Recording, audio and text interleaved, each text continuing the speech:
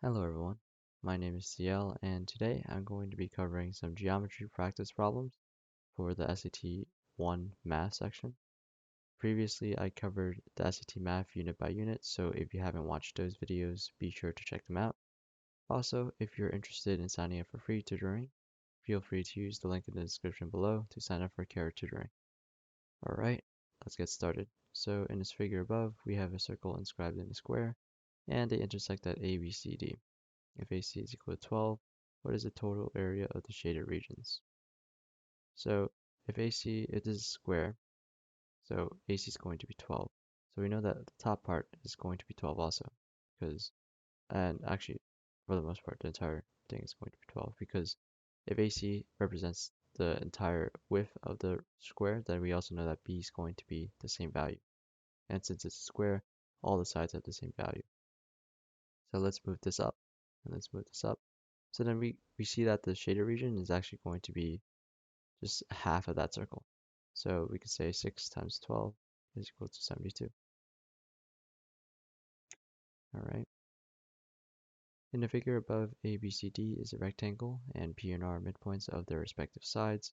What is the area of triangle APR? So this is the triangle that we're trying to find the area of.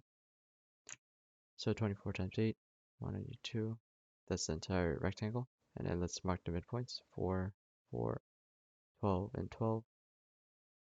And then now let's subtract the areas of these triangles. So that'd be 48 over here. That'll also be 48. And I'm just doing 1/2 base times height in my head. So that would be 48, 48, 96, and 24. That would be 120. So that'd be 120, 72. It would be the final answer. A fence encloses three sides of a rectangular garden that is bordered by the other side by a barn, as shown in the figure above. If the total length of the fence is 44 meters and P is the length in meters of the fence parallel to the barn wall, then which of the following expresses the area of the garden? So the area of the garden is going to be the length times width. So P is the length, so that's what we're going to have that on the outside, and the width. So the total fencing that we have is 44, right? And let's subtract the amount that we use for the length. And now that's just going to be the two widths, because each width is going to take 44 minus P over 2. And now we just multiply that by P. So 44P minus P squared over 2. That would be B. All right. What is the maximum number of pieces that can be cut from a paper circle with 4 straight cuts if none of the pieces are moved or folded between cuts? So let me just draw a circle here. And let me just draw a line. So that'd be our first cut. And our second cut, let's make an X. All right, so now we have 4 pieces. So those are 2 cuts. And then we can also go here.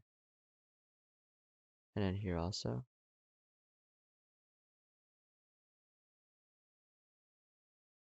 All right, so here, let me just move this cut right here.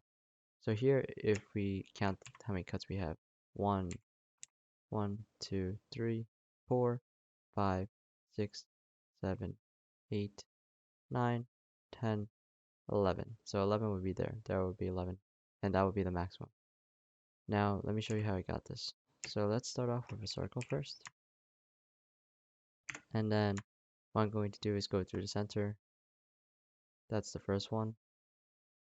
That's the second one. And here we have the first 4.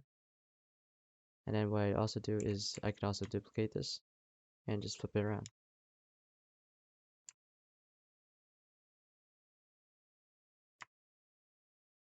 Alright, so now we have those 4 cuts, and those will be all the cuts that we need. So we just put this at where they intersect. We actually get around 8 cuts. So 1, 2, 3, 4, 5, 6, 7, 8. So those will be 8 cuts.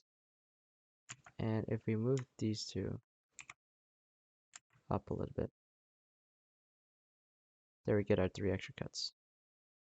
Alright. So this one is more conceptual, but it will just be 11 cuts.